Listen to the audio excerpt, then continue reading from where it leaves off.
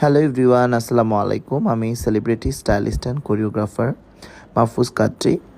সেলিব্রিটিদের regular লাইফের ছোটোখাটো সৌন্দর্য নিয়ে আমি কাজ করি। তো ঢালিউড কুইন অপু বিশ্বাস দিদির সাথে অনেক দিন পরে দেখা হলো। যমুনা ইলেকট্রনিক্সের একটা টিভিসে আমি স্টাইলিং করেছি। ওই স্টাইলিংয়ের সময় আমার দিদির সাথে অনেক দিন পরে দেখা হলো। অনেক গল্প করলাম আর অনেক কথা হলো। তখন আমি কথায় কথায় বললাম, দিদি চলো না তোমার হেয়ার কালার, হেয়ার লুকটা আমি একটু ট্রান্সফরমেশন করি, তোমাকে এমন একটা জায়গায় নিয়ে যাই যেখানে গেলে তোমার চুলের স্টাইলটা পুরো চেঞ্জ হয়ে যাবে।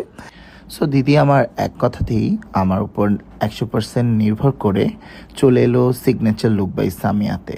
এবং দেখতেই পাচ্ছেন দিদির আসলেই কতটা ট্রান্সফরমেশন হয়েছে।